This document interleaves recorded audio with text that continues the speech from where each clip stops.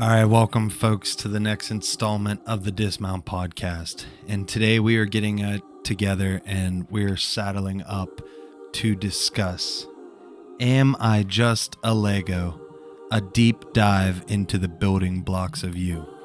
So today's episode is episode 15. We want to thank Lego Pop Pop out there for sponsoring today's episode. As you can see, all of the beautiful Legos that we have in today's scene, the amazing tree house that he had built for us today that took a place of our plant here. You can find Lego Pop Pop's store. It'll be in the link on our YouTube for today's episode. Follow that link. Shout out Lego Pop Pop. And he's reselling all of these amazing Lego sets. Cool thing about Legos, which I didn't understand, was they only get ran for a certain amount of time. It's like trading cards. And once that, 6 months is up of that Lego being ran and produced, it's no longer ever manufactured again. And that's what makes Legos so rare whenever you see them in that box. Like that Ninjago setup there was ran, say, 3 years ago, and it is never going to be reproduced into a box again. So all the ones that are out there that are left in a box are like those rare trading cards. So shout out Lego Pop Pop. Give him some love. We love the man. And we are going to dive into today's episode.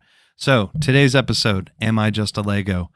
We are going to discuss the core memories of ourselves and dig into some past pieces of ourselves and really start to continue to construct this next version of ourselves that is what this podcast is essentially what we've been doing together as a group.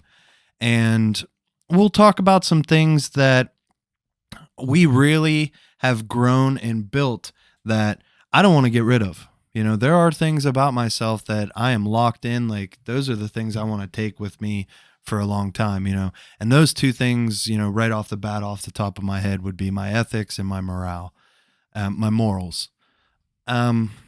Outside of that, we're going to also discuss some things that may have been core memories from our past that maybe a negative is now looked at as a positive or a positive looked at as a negative now. And what are those things that have built us to who we are?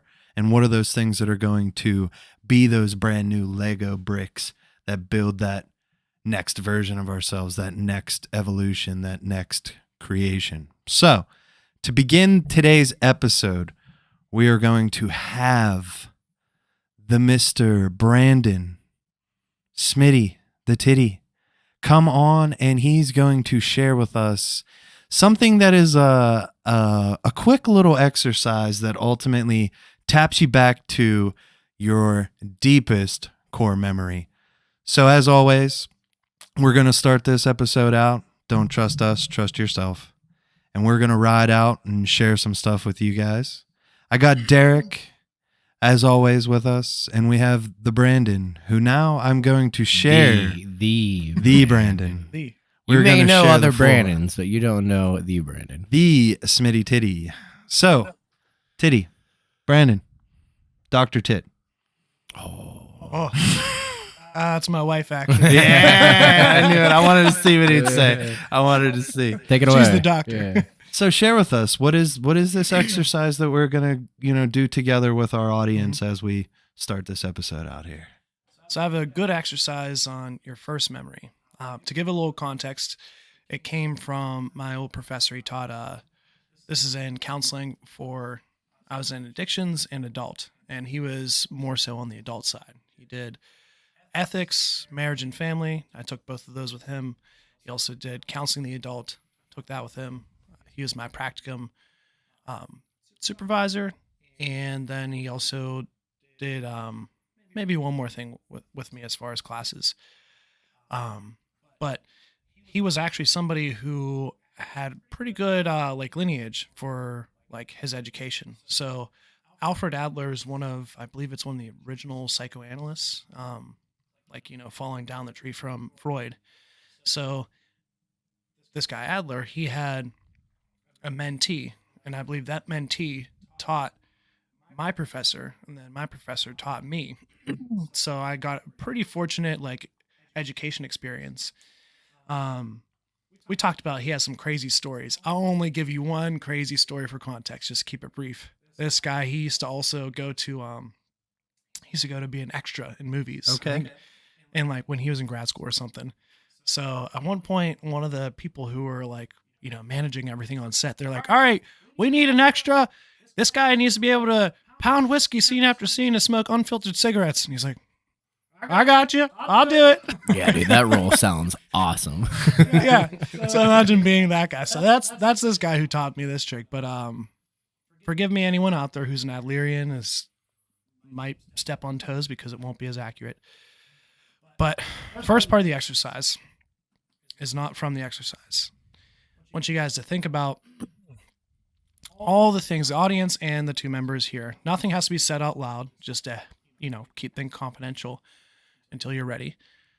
Take the things that you're most insecure about, and those things that you say to yourself, that negative self-talk that comes back in your mind, the things that are most judgmental, like the worst of the worst things you think about yourself. Once you take that, maybe take a moment, say a few sentences, take the shittiest things that you have said to yourself inside and say that to yourself right now. Take a few moments. All right. Once you're ready, what you're going to do is you're going to tap into your imagination. You're going to take the 5-year-old version of yourself. You're going to sit him next to you or her out there. I want you to repeat those same things at that little individual right beside you. Say all those things, the same tone, same voice, same content, same process. And just think about, why am I saying all those mean things? Like, it doesn't help me. That's not helpful at all. That's brutal. Like it's no different. You saying that to that inner child or saying that to the adult. Now, after that, what I want everyone here to do, audience and members alike, remember, don't have to say anything out loud. Try to get it as close to possible to the very first memory you can remember. The very first one. Doesn't matter if it seems important. Just whatever pops into your head. And we're going to take a little longer because this is a little bit harder. So once you get to that memory, I want you to relive it. Open the door, sit inside, live in that moment for a moment. If it's 10 seconds, 10 minutes, just take that nice little flash bulb, start screwing it in, boom. Now that you've had that memory locked in, I want you to sit there with it and think about a newspaper headline. If you had to describe that newspaper headline, what would that be in one sentence? Like, Johnny wins his first race or something like that. Johnny spills over the milk and breaks the glass. Or it could be, Johnny walks in on his mom naked. Any of those things. But whatever you want, take that newspaper headline, stick it into memory. Now, if you have it, you guys have it? Yeah, I got it. Got it? Yeah. Newspaper headline? Okay. Now take one word and try to fit that, either the newspaper headline or just one word that serves the value of that story.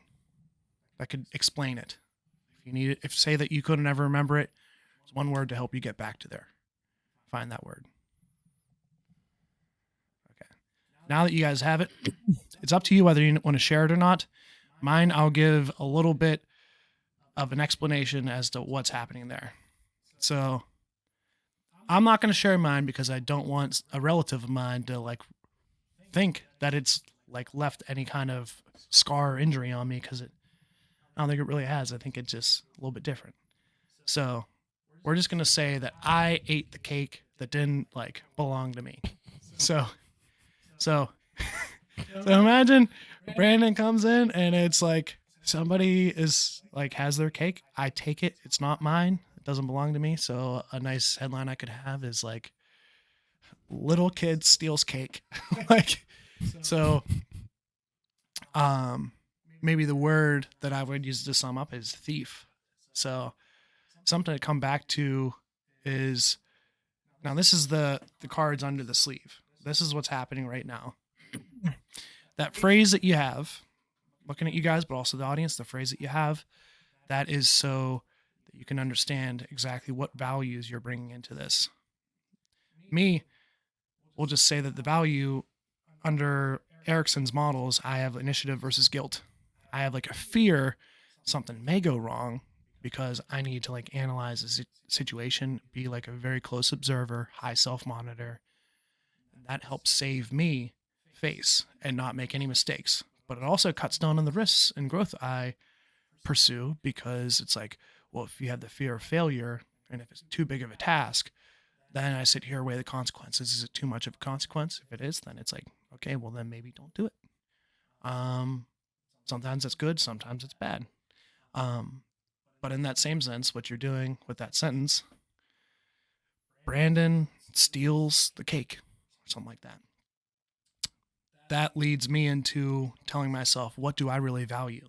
Okay, that's not my earliest memory probably, but my mindset and my paradigm makes it so.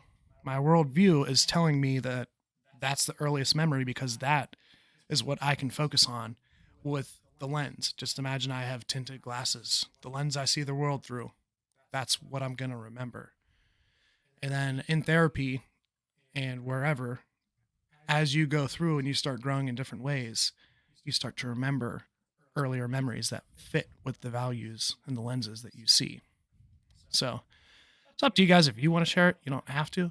But that's just something for us to start on, and the audience, is as you keep going through your growth process, you'll be able to see changes in either the themes, the values, and for me, I unlocked other ones since. I can't remember the very first one, but I remember I came up with 1 and 2.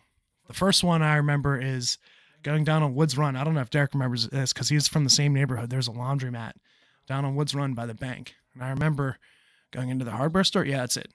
Hardware store. I ate some M&M peanuts, and it was pretty much as long as I was good. I got to go through, if I was well behaved, I got to go through and I could get M&M peanuts at the end of the hardware store trip. But also, I remember, I'm still a fat ass because I remember at the bank they had lollipops. I swear the actual example is not about food. This has nothing to do with food at all. But yeah, so I remember M&M peanuts for behaving at the hardware store shows I like still value like the tools, hard work, and putting in your time, and then you get your reward. Same with the bank. The bank's a boring adult task, but you go through, get your stuff done, feel like a productive citizen, get your lollipop, and get out of there. And then I also remember the laundromat, because I'm a guy and I, at that age, I still even had eyes, so I saw this laundromat, had this girl holding a barrel over her naked body. The exact one, yeah. In front of the laundromat, there was like a sign, and it was advertising for the laundromat. So I remember those 3 things from that day, which is hilarious. It was like, why do I remember the third one? Because it was just so odd. Yeah. It was just so peculiar. It was there forever, too. Yeah, I was like, that's different. Yeah, you couldn't have that up in 2023. Yeah. But that's pretty much where my mind was. And I was looking at Erickson's model and initiative versus guilt. That kind of fits very well. So I'm just going to see what the exact opposite of. So what's your oldest? Yeah, I was going to ask you. I think we should share them. Should I just read it as the newspaper headline? Sure. Yeah. Child throws tantrum when mother won't sing the Barney song at the end of the episode. Wow. Not even a tantrum, like cry, dude, like bummed out. If my mom, I could call her right now. Hey, Mom, what would happen if you didn't sing the I love you, you love me? What would happen? Oh, you cry like a little bitch. That's my mom. I love my mom. She probably wouldn't say all that, but she'd go, you would cry your eyes out. Mom. And, man, I think like it's so funny to think about because like there's so many like amazing things that happen as a kid, but I know like if we're thinking like furthest back, like that's definitely one of them. And I don't know, man, like that is like a constant theme for me. Like, I don't know what it's been or if it's consistent, this consistent need for like reassurance in what I do, whether it's personally or the people around me. Like, I don't know why that's always been a theme in my life, but I feel like that's something that has like stayed true for so long. I don't know if that's the case. Like, if I really needed my mom to sing the song to go like I love you, but like, dude, the need of reassurance and like who I am, what I'm going for, what goals I set out for myself, or like the relationships I hold with people. Like, I think something that I've always wanted to strive into, exploring further and getting better at was the less of a need for the reassurance, because I feel like that's always been present, like of something where I need to like, oh, you're doing a good job, or like, hey, like, we're seeing the work you're putting in. Like, why has that always been something I've needed in my life? And like the fact that like, and I think about that often. I've put that as something I want to work on. It's just the trust in myself, trust in my abilities, trust in what's gotten me this far in my life. But it's funny, like, that was the thing I thought about. And then as you explained the exercise, I'm like, oh man. And of course it's like a theme that's like still with me, 25 years later. That's deep, man. Yeah. Wow. For me, my oldest memory is carefree child streaks. That's it. Carefree child Cut. streaks. Yeah, cut. Okay. And my oldest memory is being like 4 years old at my grandma's house. And as soon as I was done getting a bath, I would just run free through the house. And it would be I would do that too. it would be like a task to like who could capture me and towel me up, to then like, my dad would make me like a cocoon on the couch, and I would just be in my towel, and my dad would have this like big ball cocoon that'd be around me, and I would just watch like the Dalmatians or something, man. But freedom, Yeah. feeling free, that sense of free, the things that I say to myself or have said to myself, or what I had said to myself when we did that exercise of the 5-year-old, had all these things to do with your personal image. And how much of like growing up, I did have an image complex of feeling like I just didn't fit in, or that I was either larger or that I was fat or whatever, or this or that, blah, blah, blah. But it was like an image thing. And I see that looking back on, dude, I was just a carefree kid. Like, I'm also the same way now. Like, we go camping, I could easily be duped into, we're streaking down to the lake. Like I'm not afraid to just go and just like throw it down and just be vulnerable. You know what I mean? You wouldn't be duped in. You would be the one that is just, is that Zach? We were just talking about that. I recognize that ass anywhere. Just like, so coming back to just that feeling free, like that, like is almost the like blunt theme of this podcast, is feeling free and feeling yourself, and just feeling no judgment, and just being like experiencing life. I toy with all this like back and forth of like the building blocks of me. And I think to myself, like, dude, I'm 31 years old. And when I was 21 years old, I wasn't fucking thinking about spirituality or like connecting back to my higher self, or like, I didn't even know what the fuck chakras were at that point in time. And like all these things that we talk about, they're still human constructs that we are trying to build to better understand ourselves. So like when you start to dive into this new knowledge, it's not who you are. Like, it's not the full, complete essence of who you are. Like, all the things that we talk about or communicate with, numerology, spirituality, astrology, all these different things, they're only giving us half of the puzzle. There is something out there that is that other person, that other side of us that is always going to be there. The mirror to this, we're talking mind, body, and spirit. There's got to be the three. And I don't know, man. I showed you some of that stuff of like the human design charts and shit like that. And like we start digging into those human design charts and like you're like, man, all this stuff is like around like I have a purpose or I have to do this thing to help advance society and different shit like that. And recently, and I talked about this on the podcast, I had a lady come across my page, my ZZ Sheffin page, and call me a bodhisattva.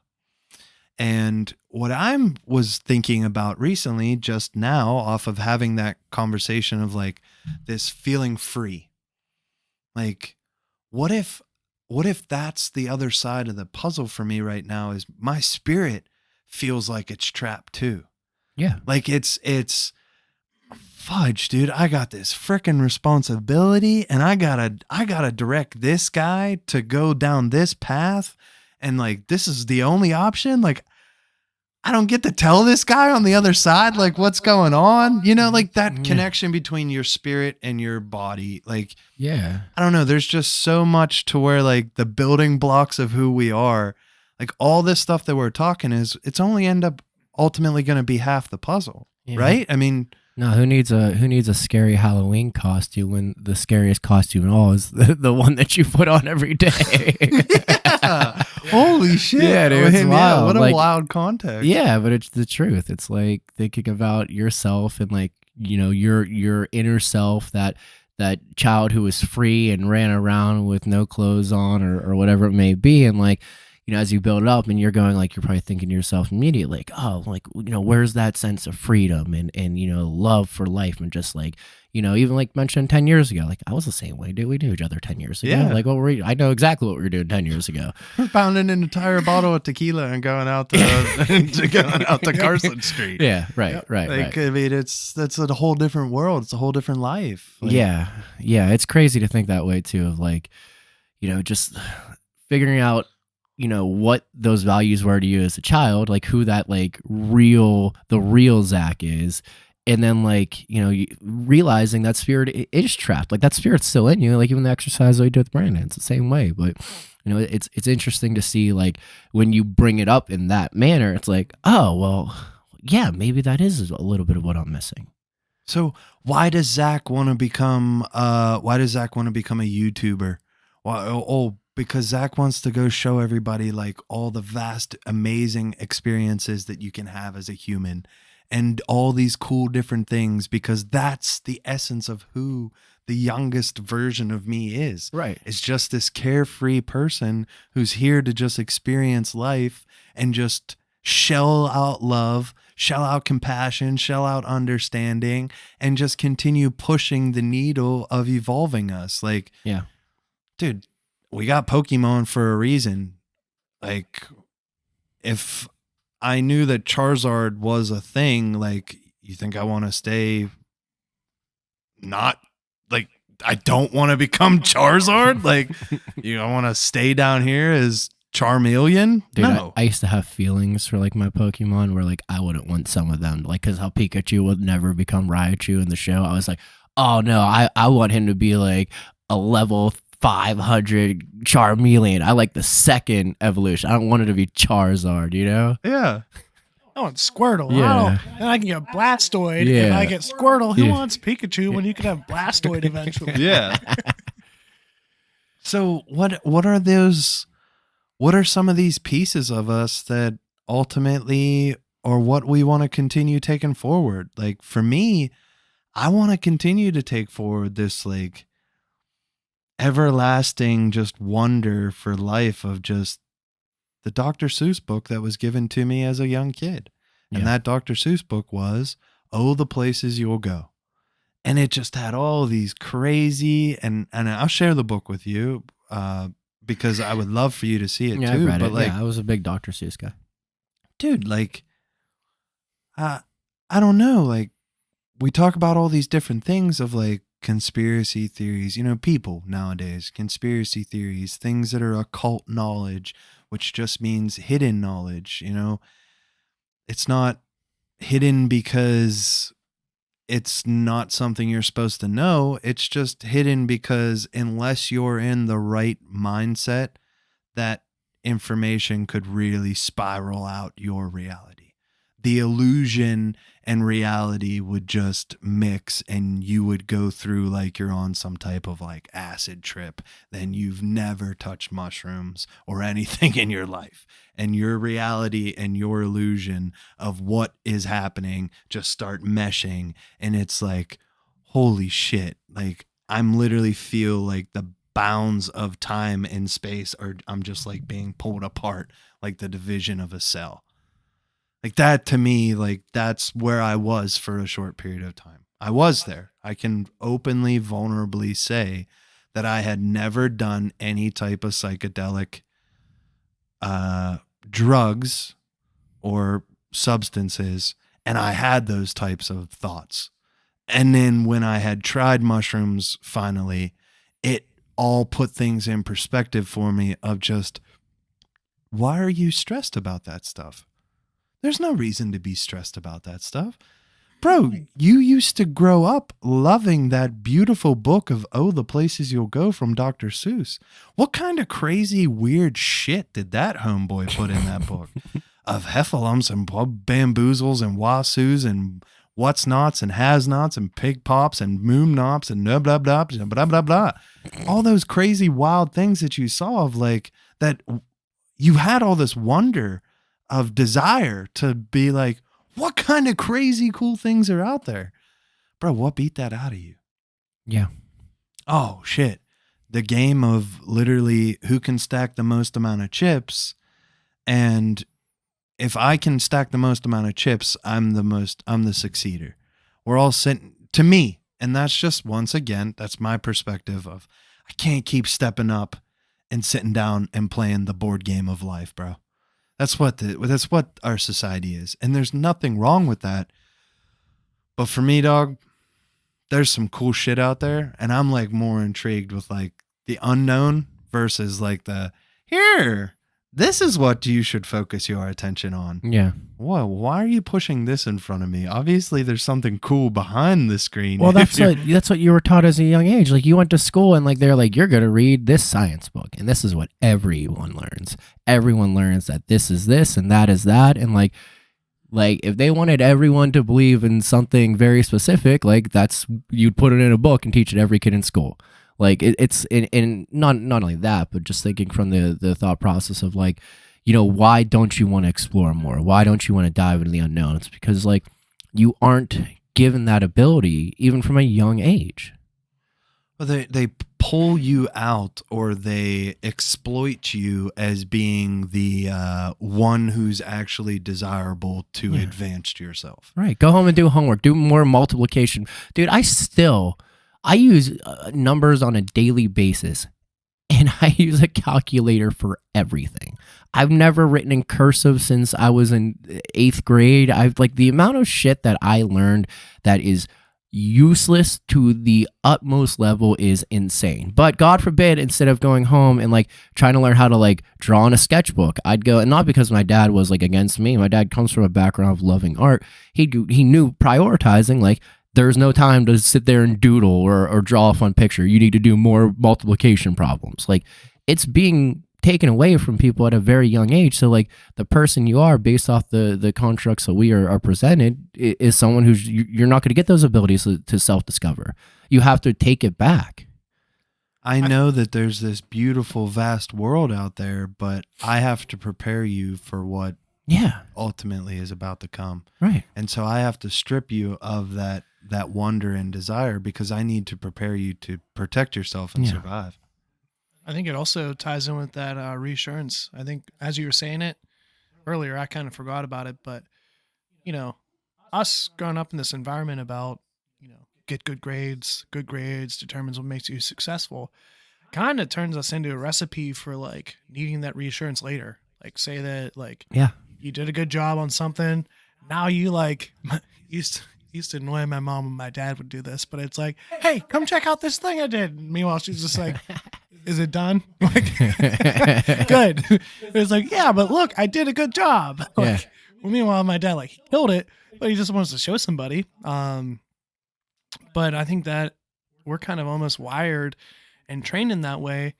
It's a good thing, but sometimes it's not. If we're like missing it, like say, for instance, let's say you make your, I don't know if it's 80 or 100. Well, I'll just say 100 just because. Say you make your 100 calls during the day and then nobody says anything, but everybody made their 100 calls.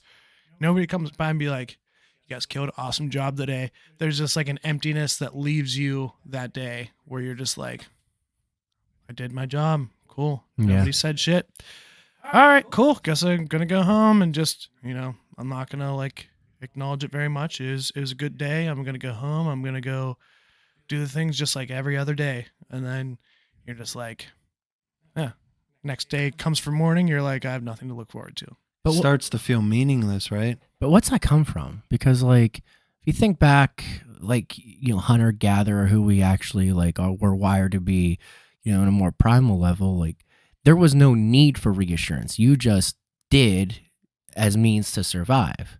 Like, I mean, go back to like even like removing religion from the situation, but like the story of creation.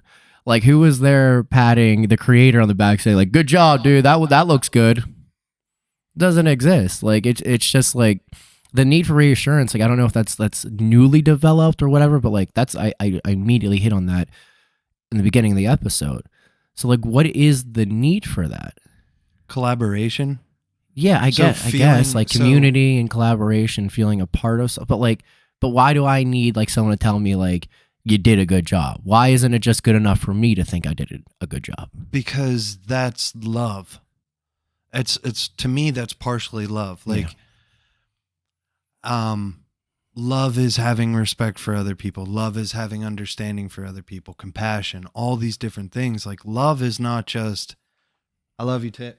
Oh, I love you, bro. That right there. It's not just a feeling that I give to you. It's all these other things that add on to it. Yeah, it's going back to BP and buying 2 more chicken sandwiches when you were just there a half hour ago to get 2 more chicken sandwiches. I mean, yeah. It's all those tough things. Like, you want to feel like you're a part of that fellowship. Right. And if that fellowship doesn't reassure you that you're providing to them or you're giving to them or you're giving to yourself, then like, what the, like, to me, I guess that's the motivation. Right. That like we talk about, it's motivation's only going to get you so far. So it's the discipline that's actually going to take you to the mountaintop. The motivation might get you, I made it halfway today, tomorrow, if I make it halfway, then I did good. But no, the discipline of continuing to show up and continuing to pass and continuing to push yourself is what ultimately changes your entire It's never been something. So like, it's never been motivation for me, at least, right? Like motivation comes in like quick spurts where like you're like, and it's always like, for me, unfortunately, it's always been like in spite of somebody. Like, I will, you don't think I can do this, or you don't think I'm good enough for that? Like, I'll show you. And like, that's great to like, like the proverbial like, lawnmower, like crank start, like you get it going, but like, that's not ultimately what is going to fuel you the entire way. Like, that might get you going, but like the discipline of like, hey, you got it every day. The expectation is this. That's what gets you places, but that's a lot easier said than done. I don't want to attack your job. Yeah. But your job, to me, like, if we're going back to that, we take ourselves back to the hunter-gatherer, right? There's 10 of us, we're a community, 5 couples, right? When we are the hunter-gatherers, we are in a collaboration, and we know whether what we're bringing to the table is meaningful or not by whether or not Steve died today. Right. So if everybody's still alive, everybody's still kicking, then we just realized, oh shit, we're doing everything right. What I'm bringing to the table is keeping everybody safe. Yeah. So that's the reassurance that I used to get from community, from being a part of something, was we all had a common goal. And unfortunately, that common goal was just to make it to tomorrow. Right. but that's what it was. Now we've gotten to a point where as a society, we're making it to tomorrow. And we've built out this world that allows us the opportunity to walk down the street and grab the nutrients that we need to sustain life. And we can pop in our car and we can pick up all those things, and we don't have to rely on Steve to bring in the berries and Joe to bring in the potatoes and Ryan over here to kill the deer. I can now go and I can just go pick up all those things. So now that piece of the puzzle of what was community has been pulled away. Yeah. So in a job, for instance, where you're in a sales position, where is the purpose?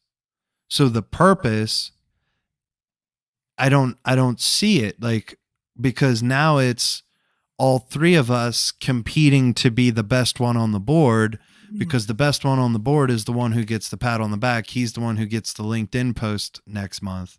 Yeah. So that purpose, like, where was the purpose in the conglomerate of the entirety? Yeah. So I don't know what the fuck is structured. Like, there's amazing things that could be structured out in any type of like sports team that is selling tickets. There could be this amazing goal that we are all pushing towards that is giving us purpose that ultimately brings in this amazing thing. So like what I'm trying to get to is, here's a perfect example that a sports team could use.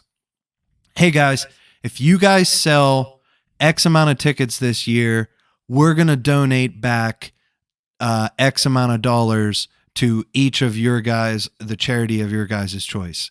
And then on top of that, we're going to give you guys a bonus, because a group bonus that you guys can either choose as a conglomerate to take as a payout, or do something fantastic as a group together. Yeah. Whether that be we go away for a weekend to something as foolish as going down to Seven Springs for a weekend. You guys are a winter sports team. Go down to Seven Springs for a weekend. You guys put together, like, your work brought that opportunity to you, and there was purpose behind what you were doing. And to be fair, like, that is like, and not to dig too much into just what I do, but like, yeah, that is presented to us. I think like we do get those opportunities, and there is purpose and understanding. I think it's a perception thing more than anything. But yeah, like, but I think that's anything in life. Like, you can get lost in the journey. It goes all the way back to the first points we made. Is like, if you're just all in already day and you're just focusing on like survival, like making sure the bad isn't there, make sure the bad doesn't show, never looking at what good is already there, then you have issues. You know, like if it's always like the survival instinct. I think that's another thing of like talking about things I want to leave behind. You know, that may have been like, you know, positives in the past that are actually negatives, like the survival instinct type. Like I've been working since I was 16. I've had a full-time job since I was 18, and I graduated college while doing it. Like, to me, I'm like, oh, dude, hustle. I'm taking care of myself. I'm working. I'll outwork anybody, blah, blah, blah, blah, blah. And I'm like the last person to ever just sit down and like try to like rest and take care of myself. So like, while I saw like, hey, dude, I can outwork anybody, I'm like, yeah, but like, can I relax anybody? You know? Wow. Yeah. No, I can't. I can't out relax literally anybody. Damn. I will sit for 5 seconds and go, all right, so like, now what?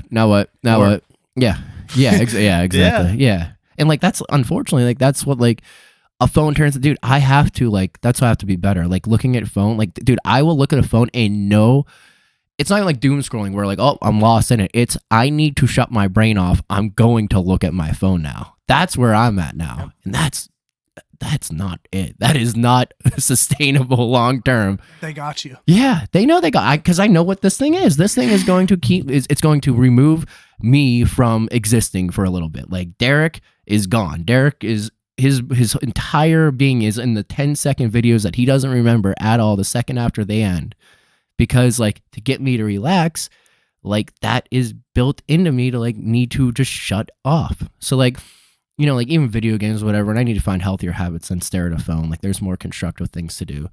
But yeah, it is wild to see like the things you thought were like, oh, like this is what makes me be like, no, not at all. Like like like I was reading before this, like the what was like the was there the what doesn't kill you makes you stronger? Wasn't that like something like that was like some type of like yeah, it's like Yeah. of course not Kanye West. It's like someone that came from like some type Like of philosophy.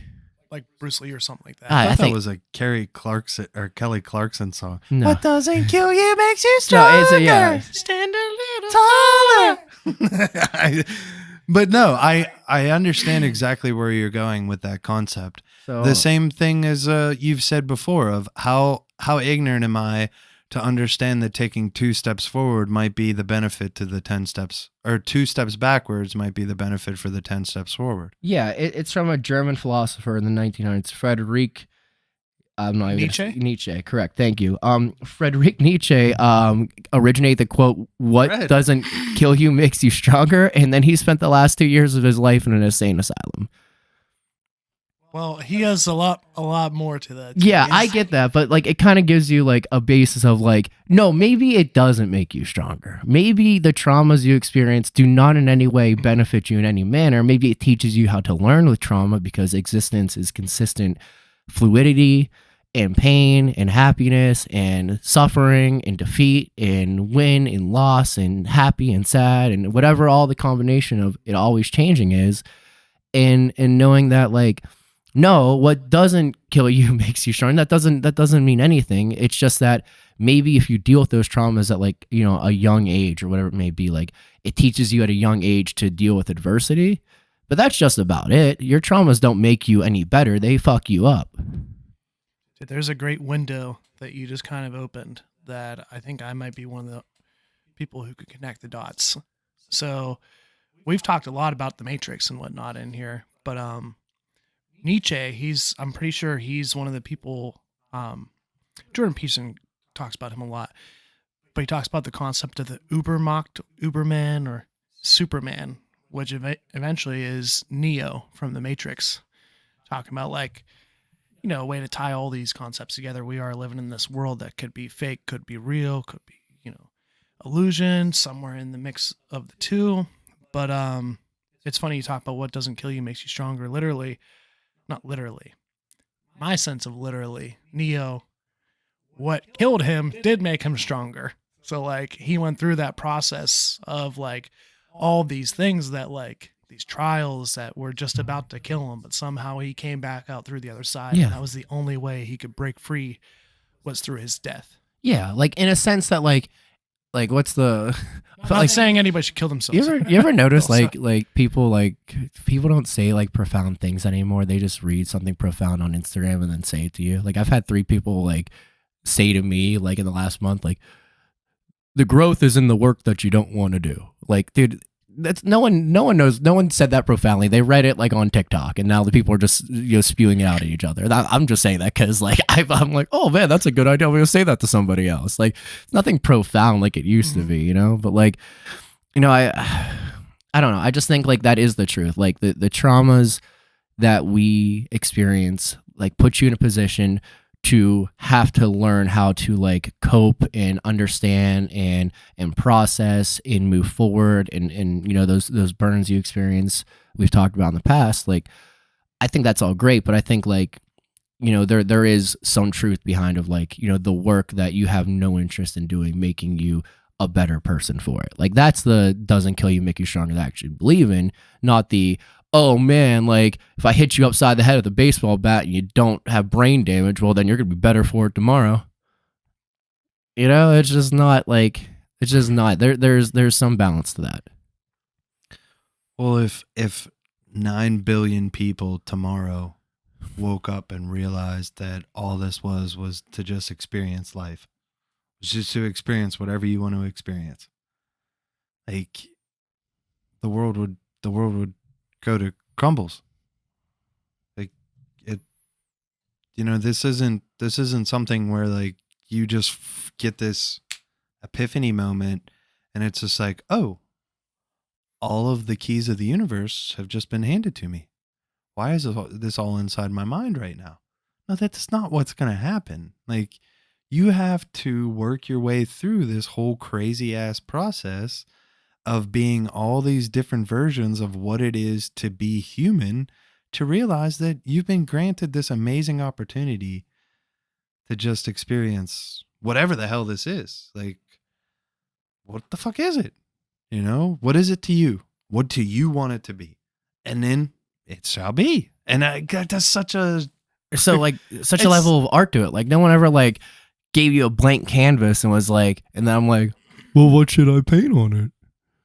Like it's like that you're taking the fun out of it. Right. Like what do you mean? What should you paint on it? Like why should someone else tell you what you should paint on it? right. And is that where we've gotten to as a society? Is there just like we've talked about before? Is there an immense amount of people here who just don't even know at all what the hell's going on, even to the mere sense? And I guess I should put a little bit more context to what I'm trying to throw down here.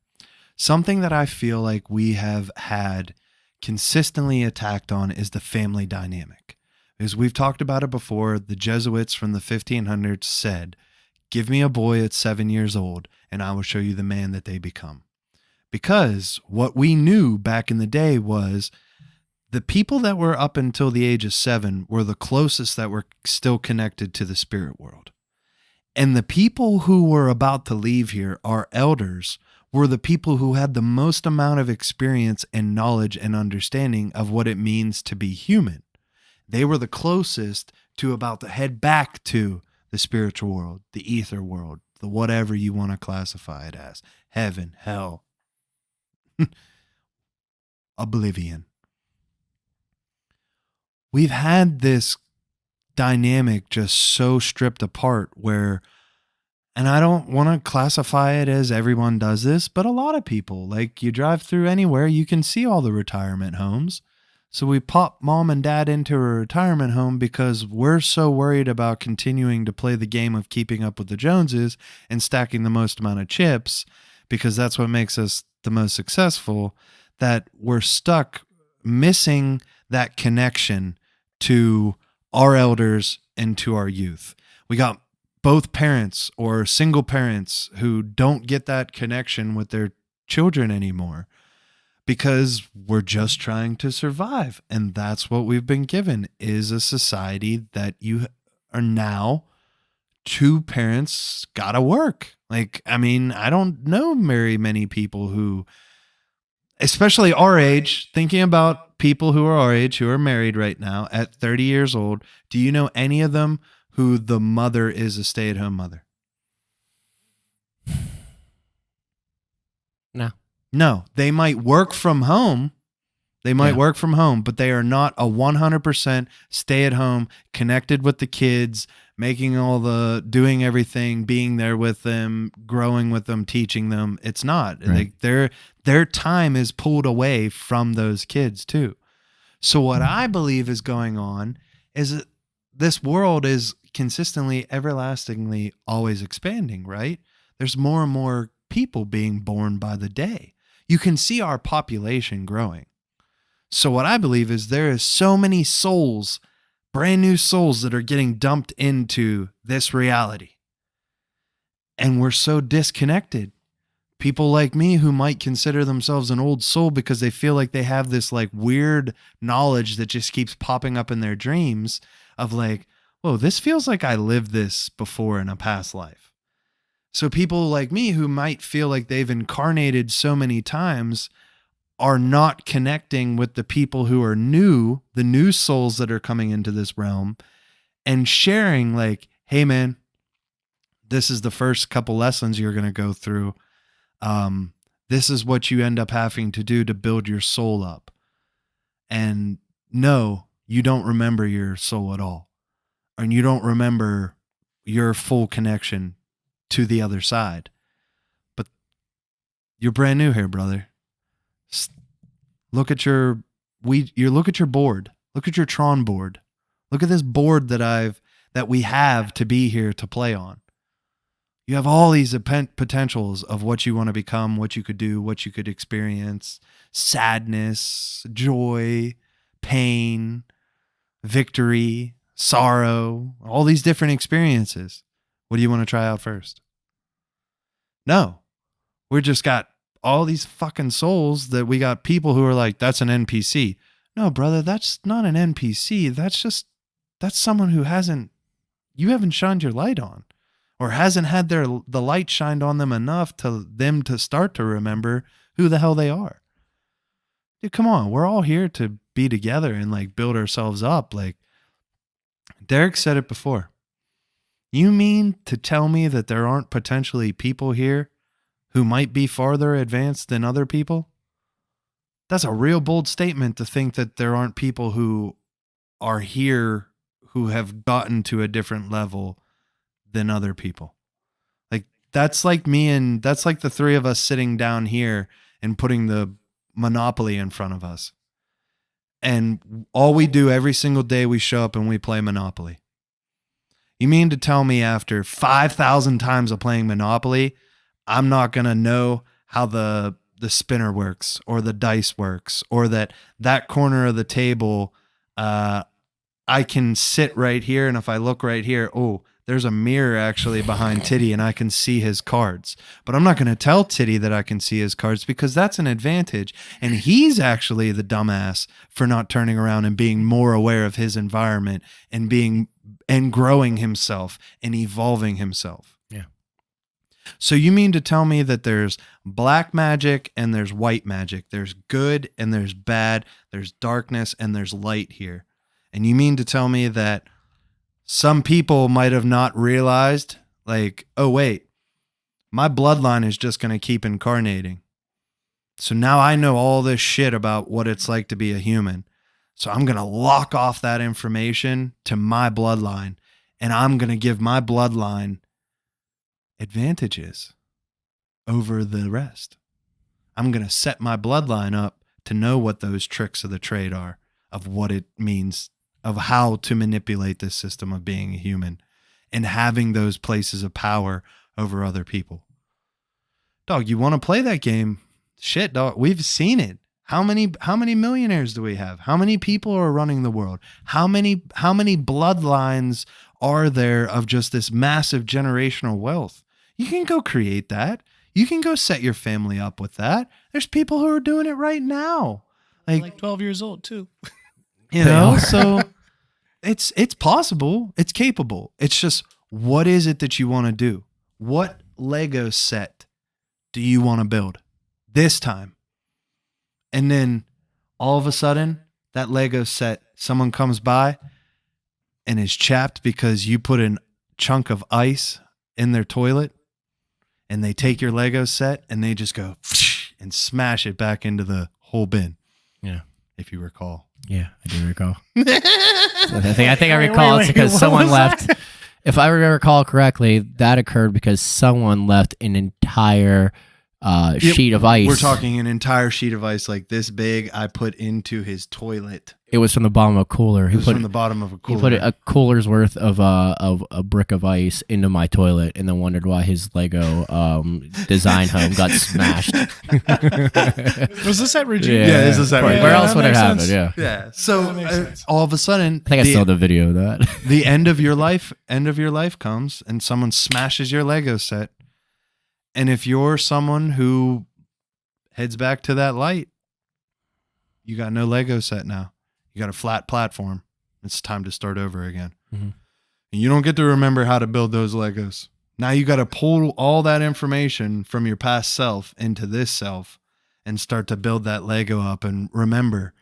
And all those little spurts of like, what are those weird thoughts that come into your head that you're like, where the hell did this come from? You didn't think that might be you on the other side? Yeah. Throwing secrets to yourself? Or felt like you were being directed somewhere? You're like, I never tried to get this opportunity. Why did this opportunity just come in front of me? Right. Whoa.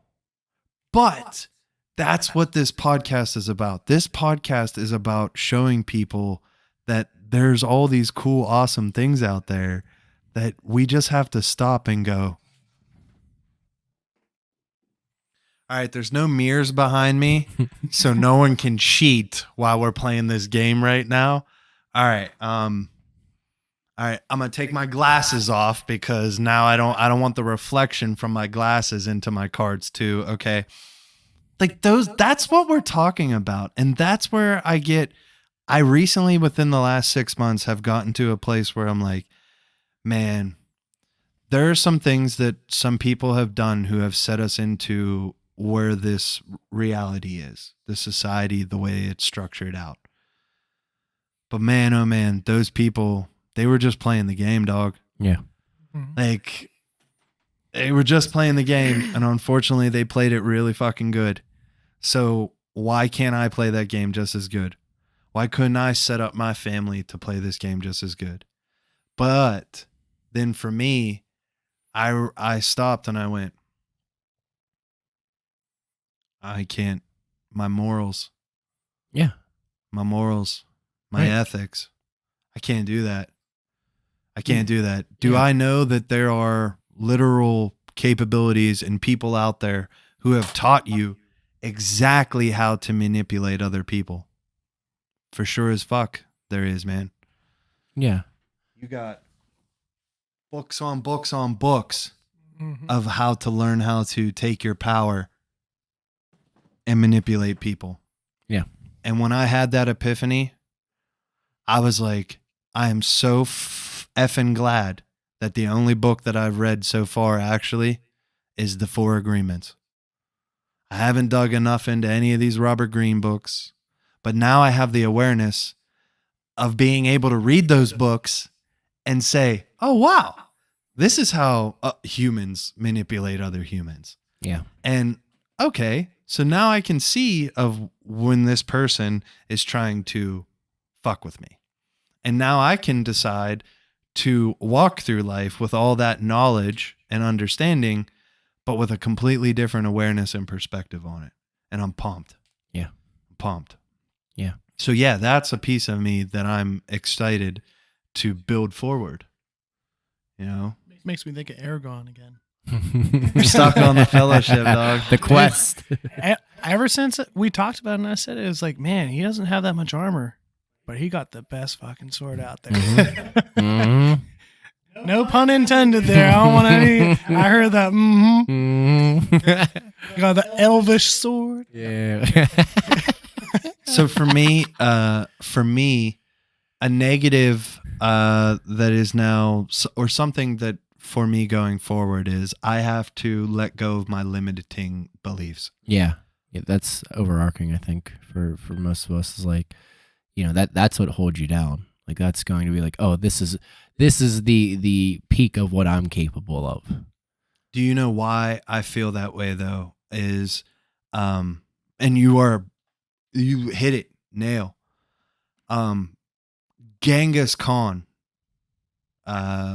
I'll fuck up the way he quoted it, but he basically said, God sent me to, what evil ye must have done for God to send a monster like me to punish you. Yeah. So any amount of good I can become, any amount of darkness or evil I have the capability of being able to become. There is no human trait of what Hitler or Genghis Khan or the Dalai Lama or Buddha or whatever, any Jesus Christ, whatever figure, whatever person you want to classify as the ultimate good versus the ultimate evil. There is nothing that in between that spectrum that I can't become as a human. So for me, my limiting beliefs were that I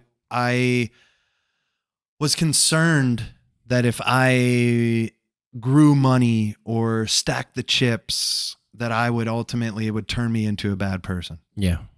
And I have an understanding and awareness and a belief that I now need to have a certain perspective and discipline, and that will never happen.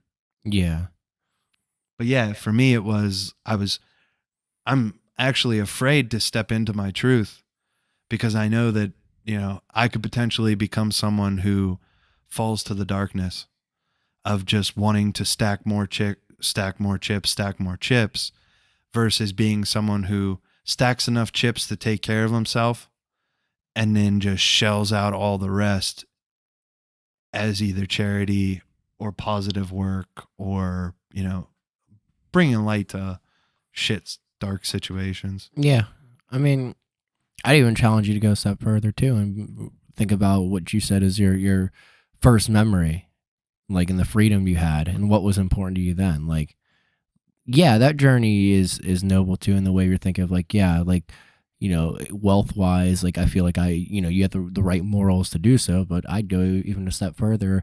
And I think you hit on it too by saying like, I don't need it all. I only need enough, because what you're ultimately looking for is the freedom. I don't think you care about the wealth. I think it goes back to you to make sure you keep that in mind too, as you're talking about. I think that's what you're searching for. I think I probably stand the same way. And Brandon, I'm not sure if you feel it, but it's not about I want more than this person. I just want the freedom to do what Derek or Zach or Brandon wants to do. Yeah, if it's Tuesday and I don't feel like doing something, or I feel like doing something completely different, or all of a sudden it's Thursday and I just decide I want to completely start a new hobby, I can do that. Yeah. And have that space and have that time to be able to allow that to come into my reality. Yeah.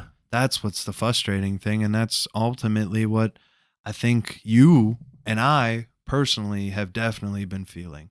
Oh yeah. Like imagine like you're like, for instance, my job. If my job was like a physical like entity, like I had to carry it everywhere. You know how annoying that would be if I just came over to your house like, hey man, let's go get a pizza and like the hockey game's on, we'll hang out and like you just chill out, catch up. And I'm like, all right, cool. And it was like 7:00 on a Tuesday, and I show up and like I just had a huge like Santa sack that just said job, and I have to carry it everywhere, throw it in your, and I'm just sitting there patting it, talking to you, like how like stressful just thinking of like embodying my like job, for instance, in my personal life is, because that's what happens. Like I hit on it before, like coming over and like, we catch up on a Tuesday. Like I've seen you on plenty of weekdays. I'm like, oh dude, what a stressful day. We're going to talk about it, whatever. Like if you were like physically embodied, like how annoying that would be to just have that around. So like having that mentality too, I think helps, is like, growing through and like I do have the power to like look into a new hobby. I do have a power of like, furthering myself by reading or writing or not having to stare at my phone to find an escape or something that like, takes my brain into a different place. Like I need to have the respect to go and figure out what that is and stop worrying about the baggage I'm carrying around from whatever other situation I may have to deal with for a very small fraction of my life. Yeah. So Tit, what's to finish out today's episode? What kind of beautiful, what do you have to add, my man? I saw you were cooking there. I was cooking for quite a bit on some things that don't make sense according to context where I'm right now. Hit it. But it's funny when you were talking about negative thoughts, negative beliefs. In counseling, it's automatic negative thoughts, ants. So you got ants in your head. I put on a good playlist in the shower today, and I don't know why. Sometimes I get like an alternative music vibe. So I put on Stacy's Mom, that rolled into a little. So Fountains of Wayne turned into Bowling for Soup, and then all of a sudden, Jimmy Eat World came on. Mm-hmm. What song you think came on? The Middle? Yes. What a perfect song for negative self-talk and limiting beliefs. Hey, don't write yourself off yet. It's only in your head you feel left out or looked down on. Just try your best, try everything you can, and don't worry about what they tell themselves when you're away. It just keeps going on, and it's like one of the simplest songs, but there's like more and more. It says everything along the same lines, but it's like, he's certainly singing and he talks about like, hey girl, like all these things, but it's like, wow, like, this whole world is moving around you. I think this is a good line. The very last verse, it just takes some time, little girl, you're in the middle of the ride. Everything will be just fine. Everything will be all right. It's like, wow. Man, yeah, we are in this ride that we're all taking part of, and it's spinning around, and we all look left to right, see who's doing better. And in this case, it'd be like, the building blocks we talk about. I used to always look at my brothers. My brothers, one is 14 months older than me, one's 3 years older. And if you're like 3 years old competing against a 6-year-old, you suck at playing with Legos. You're so bad. Like, I used to joke about this all the time. I still do. my brother would build a race car. I'm like, oh, I want to build a race car. I built like a Winnebago. And it's like, what the hell is that? It was supposed to be a race car. And it's like, now I got an RV, I guess. It's the fastest RV. It has a nice spoiler. The front end's awesome. Kid's rocking the Merc. But yeah, so that was one of my building blocks I struggle with is, developmentally, I was always behind, but I was right on track. And I feel like that's where we all look at. We look at the person who's ahead of us instead of seeing where we're at. And it could be like in a race, say that I'm running against my brothers and like, we're all these little kids. I don't even have my motor function developed like nearly what they are, but I'm beating myself up because I'm like, I'm not as fast as they are because those are my immediate rivals, which like Adler would support in our family system. We have those rivals. We have the inferiority versus superiority complex. What Adlerians I was reading about this morning, they are encouraging people to strive for is be superior to the task, not to the people around you. And that's the most helpful thing. I might have bastardized it a bit, but that's like the most helpful thing. Like try to not think of yourself as inferior or superior, but like try to battle the task at hand. That's your battle. That's your fight. That's the dragon.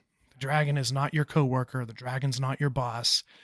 To do that Instagram thing you talked about, something we mentioned in one of the last podcasts is everybody has a battle they're fighting inside you know nothing about. So like be kind always. And, that goes with saying like, always be nice until the time comes to not be nice. Like, Yeah. that comes to be Aragorn. Don't be, damn, I don't want to talk smack on any of them. Don't be Saruman. Be Aragorn. Do you know what I thought about of like, the water shoot game at like, Yes. and you got the 10 little horses, and I gotta spray my water, and I gotta hit good that. at that game. I gotta hit that, and everybody's sitting there. All 10 of us are playing, and all our guys are going along. But like, how often do you feel like I'm hitting it right on the thing? Like, there's no way, and I'm not making moves. Like, so how often? Why is his? So he's not even hitting it. Yeah, so like. We're all playing this game, right? But like, what tools do you have? Are my tools more greased than your tools? Right. Like, oh no. Yeah. But we focus on like the 10 against each other instead of just hyper fixing on like, oh, well, I'm trying to get from here to here, and I made it that far this time. And next time I might make it a little bit farther. We focus on like comparing all of the 10 Or even go a step further, if you would just focus on that freaking target and not look at Brandon's horse at all, and all you focus on is I'm gonna put the water on the target, chances are you're gonna go a lot further than you probably thought. You might even be the winner. Yeah. I'm too good to think, how's he doing?